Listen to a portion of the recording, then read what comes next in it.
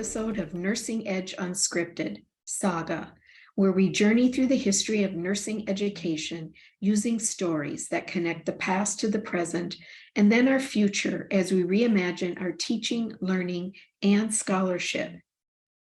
It is often said that the past teaches us about the present. To study history is to study change. This year, Saga gives voice to nursing through the words of our early nurse leaders who organized a discipline and carved out systems to formalize the education of nurses throughout the United States. In their own words, illuminates the visionary work of NLN pathfinders who questioned traditional curriculum paradigms and in the process co-created standards for nursing education to build the discipline of nursing. In part 3, we explored how Adelaide Nutting and the National League of Nursing Education's Educational Committee embraced the new specialties of community nursing and care of the mentally ill to incorporate guidelines for quality instruction in the training schools.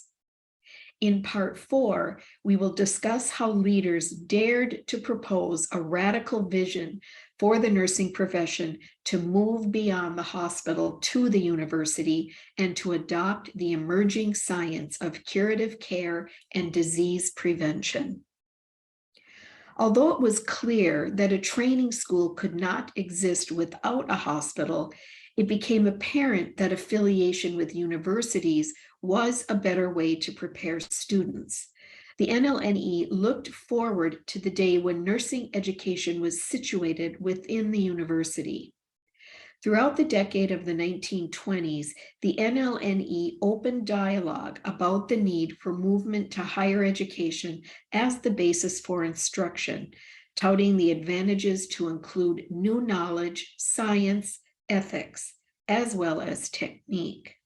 The following year in 1930, at the 36th Annual Convention of the National League of Nursing Education in Milwaukee, Annie Goodrich, who had been a member of the Educational Committee that first spoke to Dean Russell and then led the Teachers College program, spoke to the delegates 7 years after she assumed the position of Yale University's inaugural dean. Quote, "We often hear discussed, sometimes acrimoniously, sometimes encouragingly, the question of college education. What do we mean by college education? What do we imply when we say degree?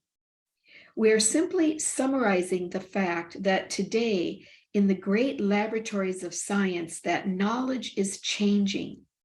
What created thing could be of greater importance than human life, and who is more concerned with the development of that creation than the nurse? We must require of our women in the future 2 languages, the language of the people and the language of science. That nurses have learned the language of the people is evidenced by the group meeting here today. This great body of nurses could not have come into existence in these few years had they not ministered in some way to the people. But if we are truly concerned with our field of work, we must speak the language of science." End quote. Leaders of this movement recognize that nursing education must always be concerned with the mastery and perfection of skills and techniques essential to clinical practice. But as Effie Taylor summarized in 1935, quote, "A broader and more comprehensive vision for the education of nurses must supersede the limited outlook which relates almost entirely to the acquiring of manual dexterity," end quote. Over a decade later, the NLNE, now commonly referred to as the League, called for a national study of nursing education.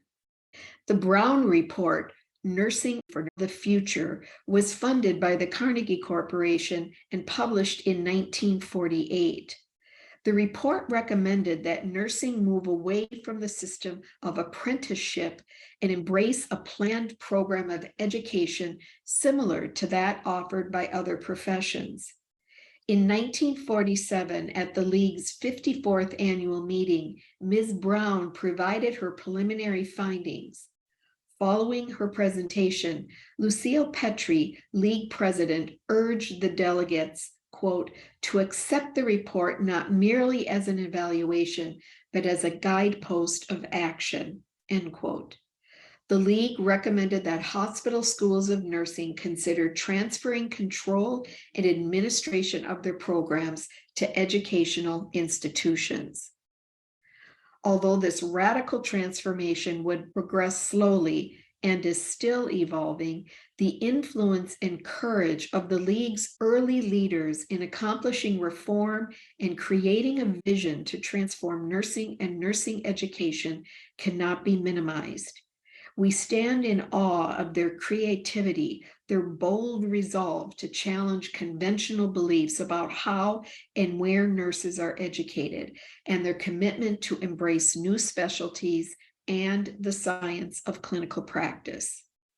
Perhaps M. Adelaide Nutting captured the essence of nursing education's early curriculum pathfinders when she spoke in 1923 of the spirit which guided their work. Quote, that spirit leads one to seek ever a better way, leads one to question, to grope for the right solution to the difficult problem. It alone leads to progress, end quote. That spirit, modeled by nursing education's early pathfinders, continues today as nurse educators explore ways to merge the increasingly complex foundational knowledge and skills needed for new nurses to practice safely and effectively. Radical transformation is not new to nurse educators and to the work of the NLN, and it alone leads to progress. And so the saga continues, and may our saga continue as we bring to a close this episode of Nursing Edge Unscripted Saga. Thank you for joining us. And remember, good teaching doesn't just happen. Find your fit, push the boundaries, and celebrate the ahas.